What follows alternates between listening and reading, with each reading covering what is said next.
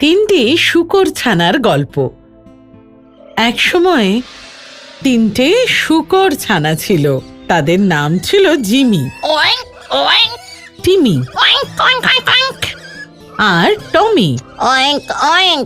তিন ভাই একটা খুব ছোট ভাঙা আর পুরনো কুঁড়ে ঘরে বাস করত।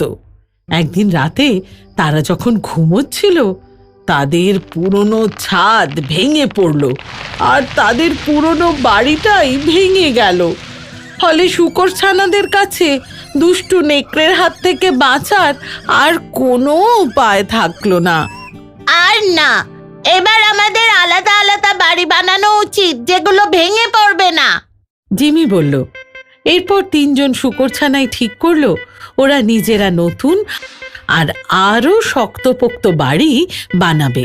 টমি গাছপালার ফুল ভালোবাসতো, তাই ও ঠিক করলো ও খড়, ডালপালা, পাতা আর ফুল দিয়ে ঘর বানাবে।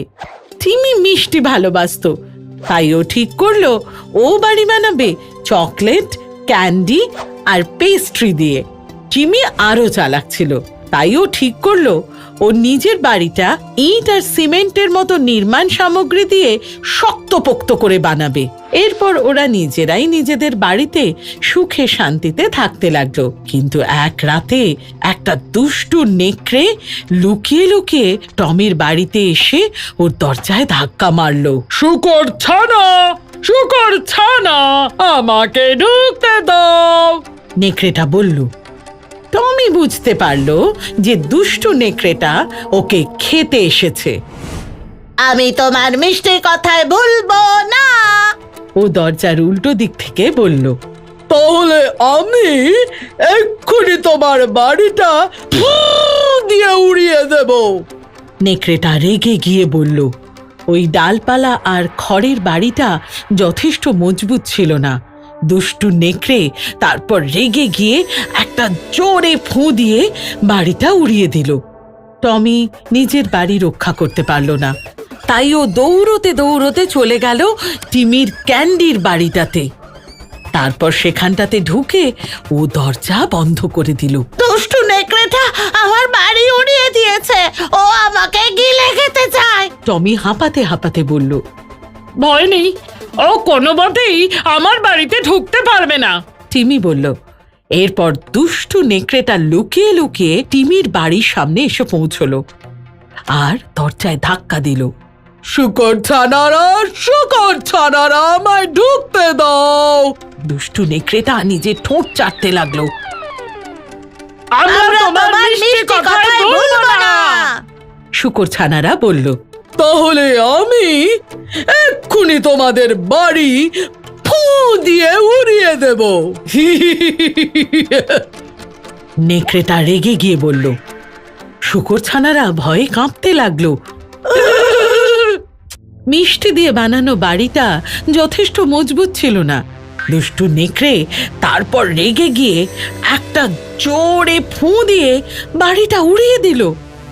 টিমি আর টমি ওদের বাড়িটা রক্ষা করতে পারলো না, তাই ওরা দৌড়তে দৌড়তে জিমির ইটের বাড়িতে পৌঁছলো। তারপর সেখানে ঢুকে ওরা দরজা বন্ধ করে দিল। দুষ্টু নেকড়েটা আমাদের বাড়ি উড়িয়ে দিয়েছে, ও আমাদের গিলে খেতে চায়। টিমি আর টমি হাঁপাতে হাঁপাতে বলল, ভয় নেই, ও আমার বাড়িতে ঢুকতে পারবে না। জিমি আত্মবিশ্বাসের সঙ্গে বলল। বাইরে দুষ্টু নেকড়েটা লুকিয়ে লুকিয়ে জিমির বাড়িতে পৌঁছলো আর আবার দরজায় ধাক্কা দিল। শূকর ছানারা, শূকর ছানারা, ভিতরে ঢুকতে দাও। দুষ্টু নেকড়েটা নিজের ঠোঁট চাটতে চাটতে বলল, আমরা তোমার মিষ্টি কথায় ভুলবো না। শূকর ছানারা বলল, তাহলে কিন্তু আমি এক্ষুনি তোমাদের বাড়ি ফু দিয়ে উড়িয়ে দেব। নেকড়েটা রেগে গিয়ে বলল। নেকড়ের পক্ষে ওই ইটের বাড়ি ভাঙা সম্ভব ছিল না, সেটা অনেক শক্তপোক্ত ছিল। দুষ্টু নেকড়েটা তারপর রেগে গিয়ে একটা জোরে ফু দিয়ে বাড়িটা উড়িয়ে দেওয়ার চেষ্টা করলো, কিন্তু ইটের বাড়িটা তো খুব মজবুত ছিল। তাই ও বাড়িটাকে ওড়াতে পারল না। দুষ্টু নেকড়ে, তুমি আমাদের খেতে পারবে না, জিমি গর্বের সঙ্গে বলল। তোমাদের খেতে যাব কেন? আমি তো তোমাদের খেতে চাই না, আমি শুধু একটা থাকার জায়গা চাই।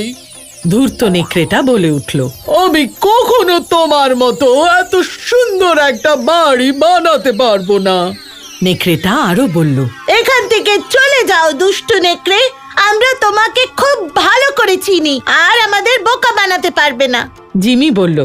এটা শুনে নেকড়েটা আরো অনেক বেশি রেগে গেল আর ভাবতে শুরু করলো বাড়ির ভেতরে কি করে ঢোকা যায়। টিমি আর টমি আবারও ভয় পেয়ে গেল আর ভয়ে কাঁপতে শুরু করলো। এই রে, ও ঠিক আমাদের খেয়ে ফেলবে। টমি বলল। জিমি ওদেরকে শান্ত করে বলল, ভয় পেও না, একটা প্ল্যান আছে। তারপর ও উনুন জ্বালিয়ে সেটার মধ্যে একটা বড় কড়াইতে জল ফোটাতে শুরু করলো। ওদিকে নেকড়েটা বাড়ির উপরে উঠে বলল, শুকর ছানারা, আমি চিমনি দিয়ে ভেতরে ঢুকে তোমাদের খাবো। নেকড়ে এরপর চিমনি দিয়ে নিচে নামতে শুরু করলো, কিন্তু দুষ্টু নেকড়েটা যেই না নিচে নামছে অমনি জিমি কড়াইয়ের ঢাকনাটা খুলেই দিল আর অমনি ঝপাং নেকড়েটা সোজা ফুটন্ত জলের মধ্যে এসে পড়ল। আর তারপর জিমি তাড়াতাড়ি কড়াইয়ের ঢাকনাটা বন্ধ করে দিল আর দুষ্টু নেকড়েটা ওখান থেকে বেরোতে পারলো না। জিমি নেকড়ের থেকে অনেক বেশি চালাক ছিল। তিন ভাই একসাথে হেসে উঠল। সরি, আমার হাসির আওয়াজটা বিচ্ছিরি। এরপর শুকর ছানারা ওই ইটের বাড়িতেই সুখে শান্তিতে বাস করতে থাকলো। তিন ভাই একসঙ্গে। সমাপ্ত।